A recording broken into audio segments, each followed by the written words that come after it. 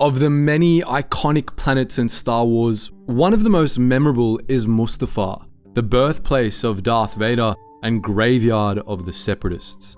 This small, forsaken world played a vitally important role in galactic history, but despite this, it was somewhat obscure within the Star Wars universe, known mostly as a remote mining planet. But there was much more to Mustafar than meets the eye, from forgotten chapters of its history to the sentient Mustafarians that lived on its surface, and in this video, we'll be providing a comprehensive overview of Mustafar, its people, and its history in Star Wars Legends.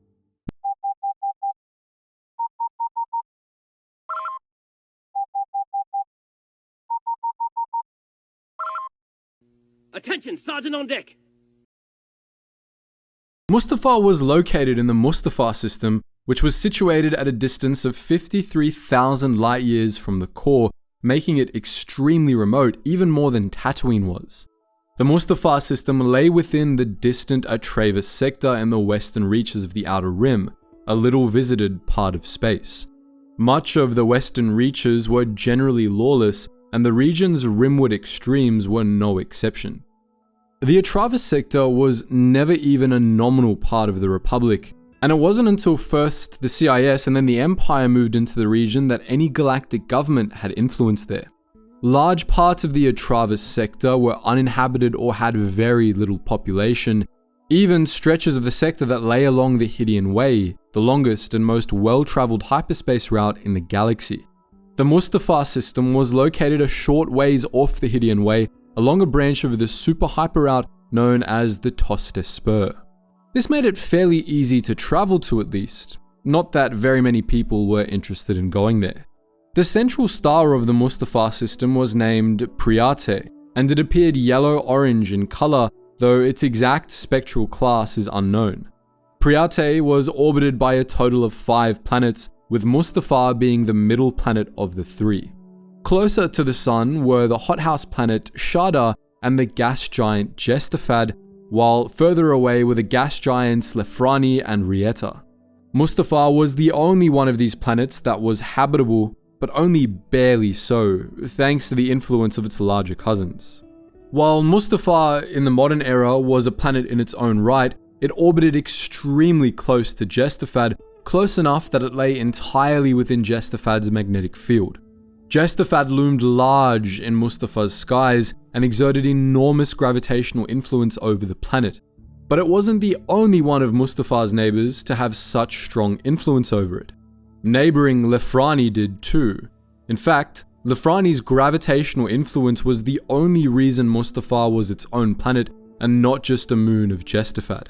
Instead, Mustafar was caught in a gravitational tug-of-war between its 2 neighboring gas giants, to the misfortune of everything on its surface. At just 4,200 kilometers in diameter, Mustafar was pretty small for a planet, more moon-sized than planet-sized. For real-world reference, it was a little smaller than Mercury is, and it was considerably smaller than Ganymede, Jupiter's largest moon. Mustafar had no moons of its own, and it was a terrestrial world, with more or less standard gravity.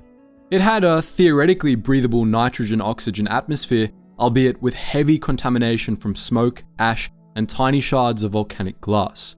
A day on Mustafar was 36 hours long, and a Mustafarian year was 412 standard days, or a little over 274 local days.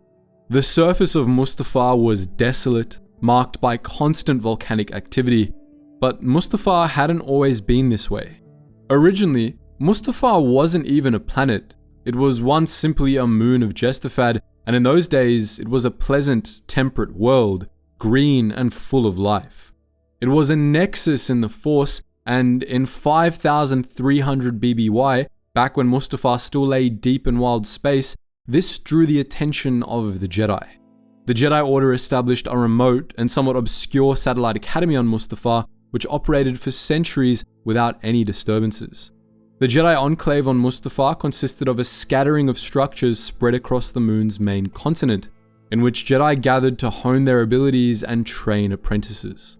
A number of Jedi Masters lived at this enclave, the greatest of which was Master Chu Gondar, an expert on the interactions between the Force and the physical world. The Jedi remained the only ones to take interest in Mustafar for over a millennium, but the moon's peace ultimately didn't last. During the Great Sith War of 3996 BBY, Sith forces attacked the moon, seeking to lay claim to an enormous Force-attuned crystal that the Jedi had discovered there. The Sith fought a ferocious battle with the moon's Jedi, which ultimately ended with the realignment of the Mustafar system's components. Some sources claim that the Jedi Masters on the moon channeled the Force through the crystal they found, using it to amplify their students' abilities, only for the crystal to shatter, causing a blast that knocked Mustafar out of orbit. Other sources claim the Sith brought a powerful dark side weapon to Mustafar, which they used to pull Lefrani into a closer orbit, which in turn ripped Mustafar out of its original orbit as well. Whichever version of events was true, the outcome was the same. Mustafar was pulled out of Jestafad's orbit, becoming a planet in its own right, but one caught in a gravitational tug of war between Jestafad and Lefrani. These powerful, yet conflicting gravitational forces exerted enormous pressure on Mustafar. Tidal forces roiled Mustafar's molten core, but they also caused mantle tides that shattered its crust, which became inundated with molten lava. Tidal heating greatly warmed the planet's interior, and even at its surface, Mustafar became an unbearable hothouse thanks to geological activity. Mustafar was completely transformed by this cataclysm, becoming a hellish world racked by extreme volcanic activity from pole to pole. The vast majority of living things on Mustafar's surface died in the cataclysm, with the only survivors being a number of extremophile species that had previously lived in Mustafar's original volcanoes. All of the combatants on Mustafar, Jedi and Sith alike, perished. The Jedi Enclave was largely destroyed, and its ruins were eventually buried by geological activity. The mass death corrupted the Force Nexus on Mustafar, and the ruins of the Enclave became tainted by the dark side. The Jedi never returned. The planet's location was lost, and its history was forgotten.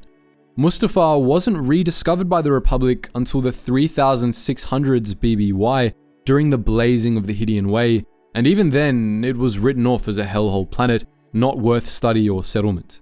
The planet remained largely unexplored by galactic civilization for more than 3,000 years. It's not terribly hard to understand why people would avoid Mustafar. It was one of the most unlivable habitable planets in the galaxy.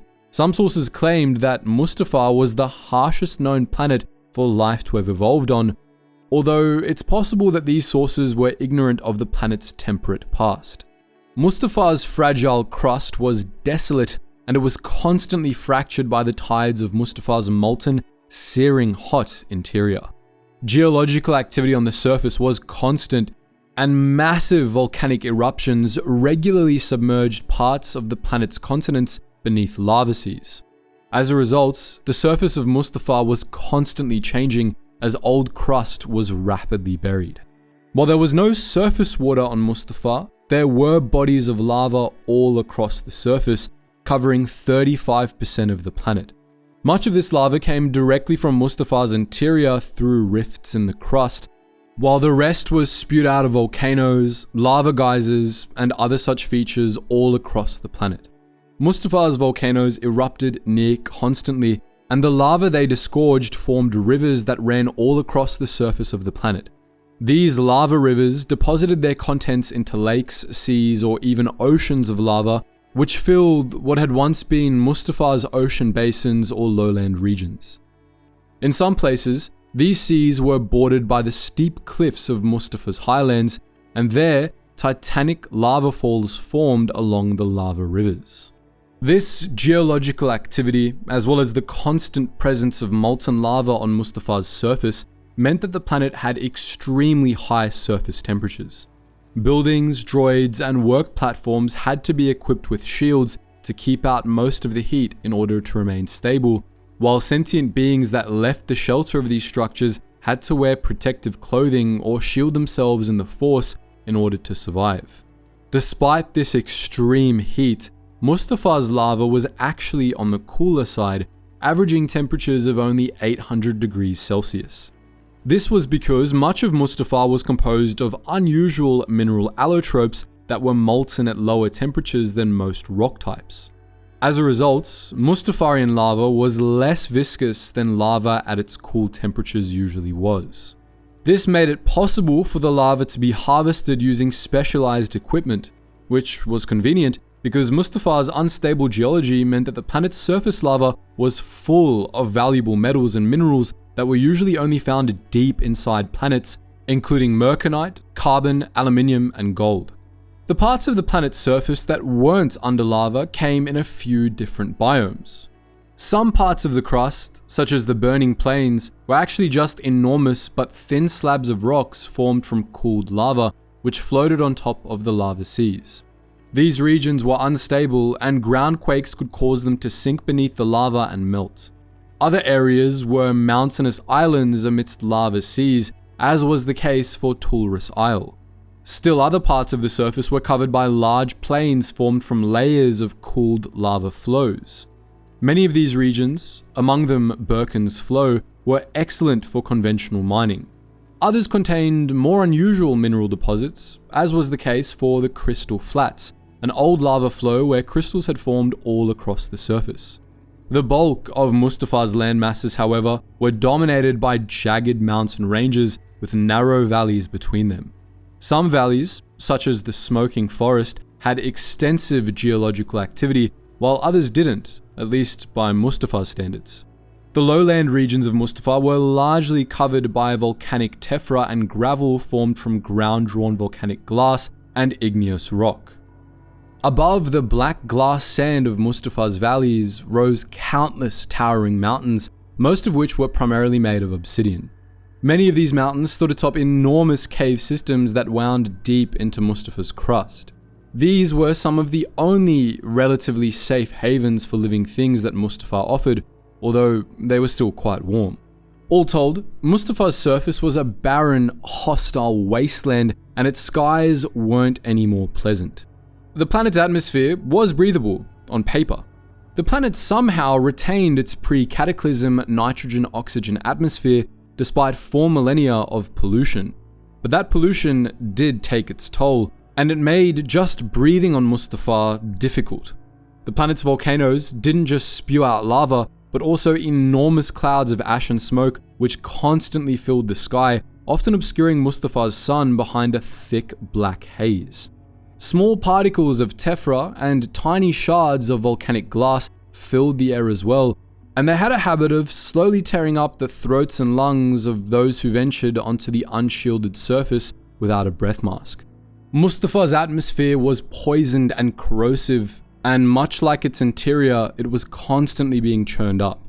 Cyclone-strength updrafts and thermal currents caused massive storms that routinely swept the planet, unleashing high winds, lightning, and a rain of ash upon Mustafa's barren surface.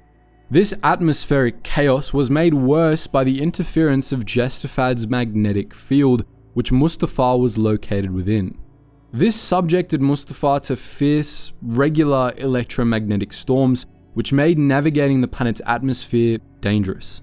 Mustafa's storms and constant geological activity, as well as Jestefad's magnetic field, created extensive interference that rendered sensors and navigational equipment all but useless. This shrouded Mustafa's surface from orbital scans, and it also made landing on Mustafa very dangerous. Surface facilities on the planet featured ground-based remote guidance systems and tractor beams to ferry ships down from orbit safely, and ships that attempted to land on Mustafa without ground-side support had little chance of success. So, although we've established that Mustafa was as hellish a planet as you could possibly ask for, life still clung on there, if barely. In legends, there were no known plant species on Mustafa in the modern era, but there were many fungi species which primarily grew in caves beneath Mustafa's violent surface. These fungi, which included the mushroom-like Kahel cave fungus, were Mustafa's primary producers, the base of the planet's food chains. Mustafa's fungi species, along with small, non-sentient insects, were the Mustafarians' main food source. Mustafar was also home to an eclectic mix of larger animals, most of them arthropods or reptiles. On the smaller side, you had the hard-shelled, burrowing cry-shells, a subterranean species that the Mustafarians sometimes hunted through the tunnels they dug. Two smaller reptile species stalked Mustafa's surface, the tanrays, or lava lizards, a species of long-bodied, four-legged, quill-headed predators, and the blistmox, a species of diminutive, velociraptor-looking pack hunters that could spend days tracking their prey before attacking. The wolf-sized, heavily armored Zandanks, also known as crustacean cats, hunted in a similar manner. Zandanks were insectoids rather than reptiles, and unusually, they had both endoskeletons and exoskeletons, making them extremely tough. They could also be domesticated, and domesticated Zandanks tended to be very loyal. In contrast to the more common Krishnels, the Tanrays, Blistmox, and Zandanks were somewhat rare, as Mustafar's barren surface bore very little that they could eat. In similar size to the Zandank, the vicious Jundak was one of the most feared creatures on Mustafar, native to the planet's lava-rich equatorial regions. The Jundak started life as a tiny parasite which burrowed into a host, steadily growing as it sapped nutrients from it. Eventually, the adolescent Jundak would burst out of its host, killing it, and grow into a 7-foot-long predator with hook-like forelimbs and sharp teeth.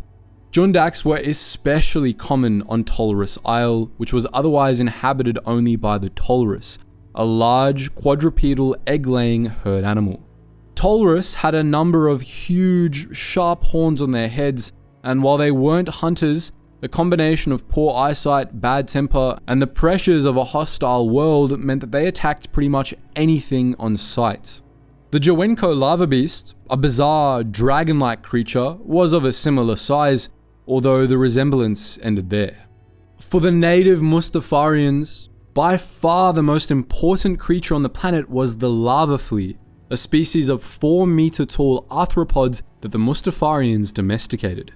Adult lava fleas were large, 6-legged beasts with round bodies, red eyes, and thick black exoskeletons, but they began life as crystalline worms which burrowed through Mustafar's crust. Larval lava fleas ate rocks, using specialized stomach acids to break them down and somehow derive nutrients from them. After growing to be about 1 meter in length, larvae would wrap themselves up in chrysalises from which they would emerge as adult lava fleas. Newly emerged adults were usually only around 1 meter tall, but they eventually grew to about 4 meters in height, regularly shedding their protective exoskeletons as they grew. As adults, lava fleas still ate rocks, incorporating the harder minerals from them into their exoskeletons. Lava fleas were especially well adapted to Mustafar, and though they started life underground, they could survive well on the surface too.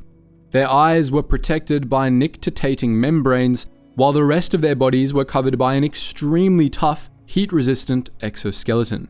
On top of being tough, lava fleas were also quite agile, able to make incredible 30-meter leaps, and they were fairly lightweight as well, despite their massive size. The Mustafarians domesticated lava fleas, using them as mounts and collecting their exoskeletons as they shed them, which the Mustafarians used to make suits of heat-resistant armor. Lava fleas were generally docile, but Mustafar's other large arthropods weren't. The hive-minded Kubaza beetles, for instance, were very aggressive despite the fact that, like lava fleas, they primarily ate rocks. These large, 6-legged insects had tough exoskeletons and sharp tusks, and when critically wounded, they would violently explode, taking their killer with them to protect the hive. But the most memorable example of an aggressive Mustafarian insect was Mustafar's apex predator, the Shirkar. The Shirkar was an enormous, scorpion-like arthropod with 6 legs, a spiky and extremely resilient exoskeleton, and a long tail tipped with a pair of sharp horns. Shirkar primarily preyed on Tolrus, but they could easily subdue and devour most creatures on Mustafar, including trespassing humans, who a Shirkar could swallow whole. But the most important creatures on Mustafar were the planet's indigenous sentients, the Mustafarians. The Mustafarians were actually two closely related species from the same genus, known individually as the Northern Mustafarians and the Southern Mustafarians. Both species evolved from extremophile arthropods that inhabited the cooler hollows of Mustafa's original volcanoes back when it was a moon, and after the cataclysm brought about by the Sith, the ancestors of the Mustafarians survived by fleeing underground. In insulated caves deep in the mountains, they survived and adapted to Mustafa's new environment. Over the millennia, the Mustafarians diverged into two species. Those that had remained near the equatorial lava seams became the Southern Mustafarians, while those that had fled toward Mustafa's slightly cooler northern pole became Northern Mustafarians. The two species developed their own societies, but the pressures of life on Mustafar eventually drove them back together. By the time of the Clone Wars, the two species had developed a joint society. The two species of Mustafarians looked quite different from one another. The Northern Mustafarians were tall and spindly, while the Southern Mustafarians were shorter and broader. But biologically, they were very similar. The Mustafarians were four-limbed, hard-shelled humanoid insectoids with ash-grey exoskeletons, large compound eyes, and long faces with drooping snouts. They retained many adaptations from their extremophile ancestors that proved vital for survival on modern Mustafar. The Mustafarians had very little water in their bodies, for instance, and presumably didn't need to take in all that much water to survive. Their thick, leathery skin was covered by an outer exoskeleton, which was composed of insulating chitinous plates. This exoskeleton insulated the Mustafarians against the extreme heat of their homeworld, and it was also completely resistant to blaster bolts. Mustafarians subsisted principally on fungi and smaller insects, though they sometimes also ate the meat of Mustafar's larger beasts. These traits made the Mustafarians well suited to life on their home planet. Their simple food requirements made it easier for them to get by, while their exoskeletons and low water biology helped them endure Mustafar's harsh heat. It helped that the Mustafarians were also quite intelligent, and while they struggled to develop many forms of technology in Mustafar's unforgiving environment, they were quite clever and innovative, and this allowed them to endure virtually every challenge Mustafar threw at them. Of the two Mustafarian species, the Northern Mustafarians were the physically weaker of the two. Hailing from a network of caves beneath Mustafar's far northern mountains, the Northerners were tall, averaging 2.26 meters in height, but they had extremely spindly physiques with bone-thin limbs and narrow abdomens. Northern Mustafarians had 2 fingers and a thumb on each hand, and they weren't as heat-resistant as their southern brethren. Though they weren't quite as frail as they looked, Northerners were still weaker than the Southerners, to the point where Northern Mustafarians that worked as guards in Mustafarian settlements often opted to wear mechanical prosthetics that made them stronger, faster, and tougher. It was the Northern Mustafarians that originally domesticated Mustafar's lava fleas, which the Northerners used much more extensively than the Southerners. The Southern Mustafarians were considerably shorter, stockier, and tougher than their Northern counterparts. Having adapted to life near Mustafar's equatorial lava rivers, the Southerners had a high tolerance for heat, and they were much stronger and hardier than the Northern Mustafarians. Southern Mustafarians averaged 1.5 meters in height, and unlike the Northerners, they had 3 fingers and a thumb on each hand. In Mustafarian society, the Southern Mustafarians generally did most of the heavy lifting, performing manual labor, while the Northern Mustafarians managed the headaches of administration. The remaining 1,000 outsiders were largely a mix of Skakoans and Faline, associated with either the Techno-Union or the Black Sun. Skakoans were 3% of the population, while all others were 2%. The Mustafarians spoke a language known as Mustafarian, which was largely a mix of clicking and buzzing noises. The Mustafarians lived in townships, which were originally scattered across several regions of the planet. Originally, the Mustafarians lived underground or in the cooler hollows of dormant volcanoes, following the tunnels dug by lava fleas to the surface, but eventually they began building more sophisticated settlements closer to the surface. Modern Mustafarian towns consisted of several large surface buildings connected by extensive underground sections. Mustafarian towns were self-governing, and Mustafar had no unifying central government until the Techno Union arrived. With that said, the Mustafarians rarely fought amongst themselves, as life on Mustafar was hard enough as it was. Instead, the Mustafarian towns enjoyed peaceful relations connected to one another via loose trade networks. The underground portions of Mustafarian settlements often extended several levels below the surface, and they were often built in natural cave systems or old mines that had run dry. There, the Mustafarians had subterranean farms where they grew edible fungus and bred small insect species for food. Some Mustafarians lived in the underground sections of these towns, but most instead lived in the surface buildings, which were typically large and consisted of saucer-like main sections atop tall, thin towers. These buildings were deliberately modeled on the mushroom-like shape of the Kahel cave fungus, which was highly symbolic in Mustafarian culture. Most of the species lived and worked in these impressive structures, the largest of which sometimes featured concealed landing pads for starships in their domes. Mustafarian society was organized around a single objective: finding ways to make life on Mustafar more tolerable. While the Mustafarians were well adapted to their environment, and while their underground farms were sufficient to meet subsistence standards, life on Mustafar still sucked, and the Mustafarians devoted most of their time to figuring out ways to make it suck less. In this, they often demonstrated extraordinary creativity and technological savvy, making use of what limited resources they could find on the planet. The domestication of the lava fleas is a good example of this. As we mentioned earlier, the lava fleas were one of Mustafar's larger animal species, and the Mustafarians long ago domesticated them for use as mounts. Lava fleas were tough, agile, and able to leap long distances, and they could carry Mustafarian riders across lava streams in a single bound. They were the main source of transportation for the Mustafarians, even after advanced technology was introduced to the planet, as lava fleas were more reliable in Mustafar's harsh environment than your average speeder. The northern Mustafarians especially depended on lava fleas for survival on the planet's surface, while the southern Mustafarians made use of heat-resistant armor made from shed lava flea exoskeletons when working near lava. The Mustafarians also pursued ways of making life easier through more advanced technology, and to that end, they industrialized long before the arrival of the Techno Union, although the environment of Mustafar made further industrial development difficult.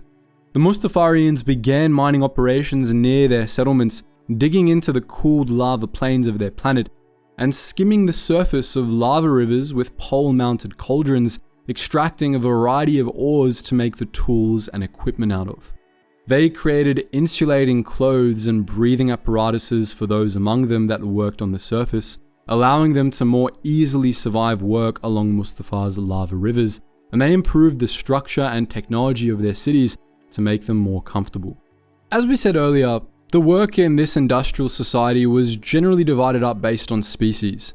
The southern Mustafarians were usually the ones that did the grunt work in the mines, that skimmed the lava rivers for ore, and that built up Mustafar's settlements, as they were simply more capable of those tasks. The northern Mustafarians served as sentries, scouts, flea-mounted messengers, traders, investors, and administrators, filling pretty much all the other roles in Mustafarian society. While the northerners were generally the face of Mustafarian leadership, the two species shared power pretty evenly. The divisions in their society were based on capability, not social hierarchy, and both the northerners and southerners knew that they needed each other to survive. While society on Mustafar was generally collaborative, however, violence did sometimes occur, and when there was fighting to be done, the Mustafarians used some rather unique weaponry. Since Mustafarian exoskeletons were blast resistant, blasters were fairly useless in Mustafarian society, which led to the development of kinetic blast rifles. These weapons looked more like polearms than rifles, and they fired bolts of kinetic energy which could pierce Mustafarian exoskeletons as well as many other forms of armor. Kinetic blast rifles were highly effective against opponents with blast-resistant armor, and they could even do significant damage to small starships. This meant that, while the Mustafarians weren't a violent people, pushing them to violence was generally a bad idea. But that wasn't very easy to do. Despite hailing from one of the hottest habitable worlds in the galaxy, the Mustafarians were actually pretty chill. In general, Mustafarians weren't prone to aggression, and though they weren't big on outsiders, they also weren't really xenophobic, and they still generally avoided violence. Apart from that little tidbit, not much is known about Mustafarian culture, and nothing is known about their cultural beliefs or ideology. Part of this was because the Mustafarians were a private people that didn't have much interest in cultural exchange. What is known is that symbolism played a big role in many aspects of Mustafarian culture, and that, despite generally being a practical people, the Mustafarians adhered to a number of traditional practices. A Mustafarian manhood ritual from the settlement of Friladeja, for instance, required young Mustafarians to cross an enormous lava fall on a lava flea while wearing no protective clothing. Originally, the Mustafarians were spread pretty far across Mustafar, but the dangers of Mustafar's environment meant that their society was under constant threat. Mustafarian towns were often destroyed by major periods of volcanic activity. One such cataclysm, which took place several centuries before the Clone Wars, destroyed all but one of the Mustafarian towns, almost destroying Mustafarian civilization. The sole surviving town, Fralideja, was still the home of the vast majority of Mustafar's people by the time of the Clone Wars, though by that point, the Mustafarians were beginning to spread out again. Fralideja was considered the capital city of Mustafar, and it was where the Techno Union set up shop when they arrived on the planet. The Techno Union built droid factories and lava mines near Fralideja, and a large Mustafarian-style building was built in the city itself for the Techno Union's administrators and personnel to live in. This structure also contained a small landing pad, which served as Mustafar's planetary spaceport. With how hellish Mustafar was and how hard the Mustafarians worked to improve life there, you might think they would want to leave Mustafar and settle other planets as soon as the opportunity was presented to them. But this wasn't the case. In fact, the Mustafarians had very little interest in space travel, colonization, and even contact with other species. Mustafar was their home, unpleasant though it could be, and the Mustafarians preferred to try to improve conditions there over abandoning it for someplace else. In general, the Mustafarians had a bit of an isolationist outlook. Most of them were largely self-involved, having no interest in alien cultures or ways of life, and they usually didn't care about anything beyond Mustafar. The only business the Mustafarians wanted with Offworlders was trade, and that was only after the Techno Union introduced them to galactic society. At first, through the Techno Union and later independently, the Mustafarians started trading for supplies and advanced technology. This offered them an invaluable opportunity to improve life on the planet with easy access to technology that they hadn't developed themselves, and the Mustafarians took it. Fortunately for the Mustafarians, the planet was chock full of resources that were high in demand in the greater galaxy. Their planet's crust and lava rivers were full of various heavy metals and minerals that had been dredged up from the core, and the cool temperatures of Mustafar's lava made them much easier to harvest in much greater quantities than they were on any other planet. As a consequence, Mustafar's mining industry exploded, and the Techno Union established new lava mines and processing plants on the planet. Mustafar became an exporter of processed ores, especially mercanite, carbon, aluminium, and gold. Mustafar's mining industry was generally controlled by the Techno Union, which enlisted the Mustafarians as workers, but the Mustafarians did benefit considerably from this arrangement, as the Techno Union imported technology, foodstuffs, and water to Mustafar for the natives' use. After the Techno Union left the planet, the Mustafarians took over this trade themselves. Among the many groundbreaking technologies the Mustafarians imported were heat-resistant Kubaz shirts, more sophisticated breath masks for their lava miners, and cooling turbines that could be installed in their protective armor. While Mustafar was formally chartered by the Republic in 3600 BBY, the Greater Galaxy had no interest in the planet, and neither Mustafar itself nor the Greater Atrevis sector ever became part of the Republic. As a consequence, Mustafar had no contact with Offworlders post-Cataclysm until around 1000 BBY, right after the 7th Battle of Ruusan, when the former Sith apprentice Volta Donat came to the planet, fleeing the destruction of the Brotherhood of Darkness. Donat discovered the ruins of Mustafar's old Jedi Enclave and set up shop there, hoping to learn what he could about the planet's ancient past. Donut ultimately became the founder of a dark side cult known as the Black Guard, which continued to be based on Mustafar. The Black Guard was a fairly small sect, composed of both Force-sensitive, lightsaber-wielding Wilders and non-Force-sensitive minions, and by the Imperial era, its leader was Sun Ce the Kursk. The Black Guard's guiding philosophy was that acquiring knowledge of the Force was more important than achieving physical power, and they studied the teaching of a variety of Force sects from across the galaxy. All told, the Black Guard were fairly insignificant in the grand scheme of things. The native Mustafarians generally ignored them, and vice versa. The Mustafarians' first true contact with outsiders had to wait until 300 BBY, when the Techno Union scouted Mustafar and realized it could make a killing there. After prospector Jessel Birkin discovered that Mustafar's lava flows were extremely rich in valuable ores that could ordinarily only be obtained in quantity via deep-bore mines, the Techno Union laid claim to the planet as a prospective mining world. They signed a treaty with the native Mustafarians that granted the Techno Union mining rights on Mustafar, and in exchange, the Techno Union agreed to supply the Mustafarians with technology that they could use to improve their living conditions. The Mustafarians helped the Techno Union build its mining facilities on the planet, and they also served as miners and low-level administrators in the mines, beginning a partnership that would last most of 3 centuries. The Techno Union created a subsidiary, the Klega Corporation, in order to manage the mining operation, which was run from the Klega Corp mining facility, a geothermal-powered fortress located just upriver from Fralidasia. Klega Corp specialized in extracting ores from Mustafar's lava rivers in liquid form for easy processing, which they did through a number of methods in order to maximize output. The Klega Corp mining facility was built into the side of a mountain over Fralidasia's major lava river, and one of this river's tributaries was redirected to run through the facility, forming an artificial lava fall that the facility automatically filtered with tractor beams and electromagnetic extractors. Klega Corp also enlisted mining droids and southern Mustafarian miners to skim other ores from the surface of the lava river, where they congealed as viscous scum, which they ferried off to the mining facility for processing. Operating from repulsor lift-powered lava skiffs, the Mustafarians usually worked in small groups, while the droids worked individually. Generally, droids and miners were tasked with collecting different ores. Both deposited their extracted ores at large collector arms that stretched out from the main facility.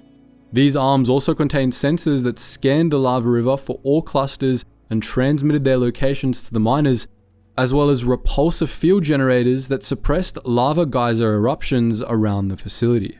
Once the liquid ores were deposited at collector arms, magnetic fields would be used to funnel the lava deeper into the facility, where it would be stored in holding tanks before being processed. The Klega Corp facility processed the lava via enormous centrifuges, which concentrated and extracted metal from the liquid ore. This metal was then molded into ingots, which would be collected by ore carriers and shipped off to other Techno Union planets for use in manufacturing.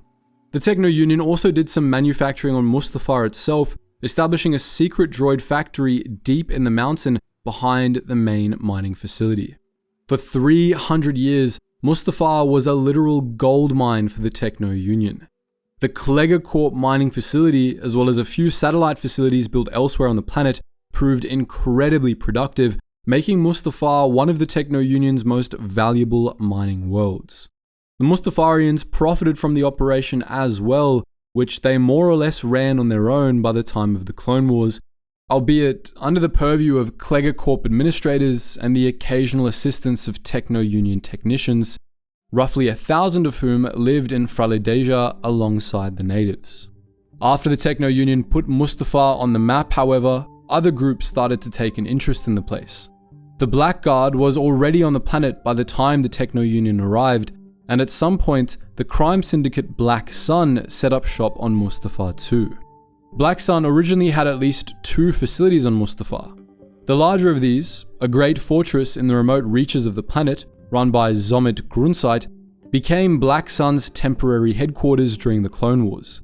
The other was a former lava mine, which the Black Sun Vigo Cabra converted into a reclamation facility where he disposed of enemies and evidence. A few decades before the Clone Wars, however, Cabira's facility was acquired by Damask Holdings, a Mun company owned by Hego Damask, the day-to-day persona of Darth Plagueis. Damask Holdings ostensibly converted the place into an accounting facility, but it was later used for much darker purposes. In 54 BBY, Plagueis' apprentice, Darth Sidious, brought a young Dathomirian child named Maul to the facility, leaving him in the care of the facility's caretaker droids. Maul grew up in this facility, and it was here that he was introduced to the ways of the Sith by Sidious. Years later, during the Clone Wars, Sidious had the bounty hunter Cad Bane bring Force-sensitive younglings to this facility, where Sidious planned to train them in the use of the dark side. This plot was foiled by the Jedi, following which Sidious had the facility destroyed to cover his tracks. Of course, Sidious's schemes weren't the only thing that brought attention to Mustafar during the Clone Wars. Since Mustafar was a Techno-Union world, the Mustafarians automatically became part of the Confederacy of Independent Systems at the start of the Clone Wars. This made little difference to the Mustafarians, who didn't care about the war and weren't active participants in separatist politics, but it did ultimately earn Mustafar its place in galactic history. Shortly after the start of the Clone Wars, the Separatist Council decided to expand the Klega Corp mining facility into a secret redoubt, which they planned to retreat to if the war turned against them. The Mustafarians spent most of the Clone Wars working on this fortress, which was finally completed during the late months of the Outer Rim sieges. Though the Techno-Union commissioned them for the job, the Mustafarians were eager to work on this project, not out of loyalty to the Separatist Council, but because they hoped that the facility would eventually fall into their hands. When completed, this fortress was all but impenetrable. Mustafar's hostile environment provided a degree of protection in itself, but the facility was also equipped with defensive ray shields, powerful tractor beams, and concealed heavy anti-air batteries to protect it against attack. The facility was climate controlled and outfitted with repulsor screens to protect against Mustafar's environment, and at its heart were a council room and a war room meant for the Separatist Council's use. On top of these additions, the facility continued to function as a lava mine, supplying the CIS with a constant stream of valuable ores, which were used to manufacture battle droids on Techno-Union mech worlds. A droid factory was built on Mustafar itself too, although not an ordinary one. This specialized facility was constructed after the Separatists on Mustafar unearthed an old Republic Hammerhead-class cruiser, which had crashed on the planet and been buried millennia before. This cruiser contained the assassin droid HK-47, who managed to remain intact but inactive through the crash and the subsequent 3,500 years. Separatist researchers examining the wreck discovered the droid and reported its existence to the Trade Federation, which planned to build a small army of assassin droids based on its schematics.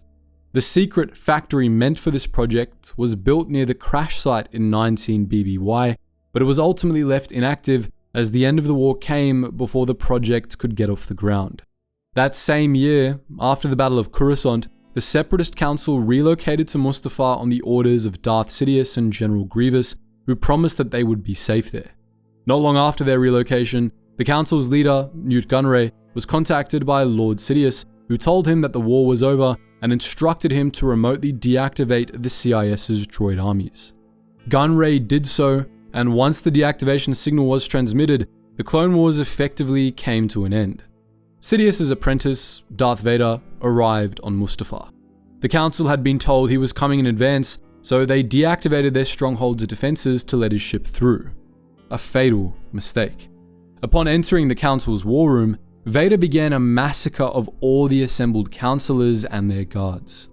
Gunray and the others all perished at his hands, and with their deaths, the Confederacy of Independent Systems essentially ceased to exist. The Republic ceased to exist at around the same time, as now Emperor Palpatine officially declared its reorganization into the Galactic Empire. Shortly after the massacre of the Separatist Council in the end of the Clone Wars, Darth Vader fought a ferocious lightsaber duel with his former master, Obi-Wan Kenobi, on Mustafar. The duel began in the Klega Corp mining facility, which was severely damaged after the two fighters inadvertently disabled its protective repulsor fields, causing one of the collector arms to be severed and the rest of the facility to be doused in lava.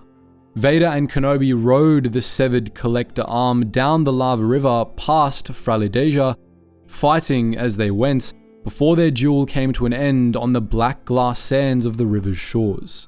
There, Kenobi severed Vader's limbs and left him to burn to death from the heat of the nearby lava.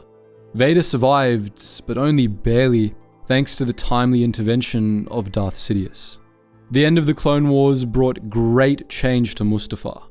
After the war, the Techno Union was nationalized by the Empire and ceased to exist, leaving its trade treaty with the Mustafarians null and void. Klega Corporation went bankrupt due to the damage caused by Vader and Kenobi's duel, and their assets were ultimately handed off first to Taggart Co. and then to the Mining Guild by the Empire. Neither initially had much of an interest in continuing operations on the planet, especially after Taggart Co. discovered that the Klega Corp painting droids now had a deeply ingrained fear of humans wearing black outfits, and so Mustafar was, for a time, left to the Mustafarians. Klega Corp's operations were eventually taken over by the Men 6 Mining Corporation, a Mustafarian-owned and operated company. Men 6 began exporting Mustafar's ores and using the profits to buy up technology and supplies for the Mustafarian population, essentially cutting out the middleman in the Mustafarians' old deal with the Techno Union. The Mustafarians had the planet largely to themselves for the next few years, until the Separatists once again brought trouble to Mustafar. Between 17 BBY and 12 BBY, the Geonosian Separatist renegade, Guy Zordelso, rediscovered the secret droid factory hidden beneath the old Klega Corp facility, and he reactivated it, building a new army of battle droids for himself. This facility briefly became the core of a powerful Separatist holdout based on Mustafar, which eventually acquired its own fleet of former Separatist ships. However, Delso's Separatist holdout was still arming up when it was discovered by the Empire, which dispatched the 501st Stormtrooper Legion to raise the compound.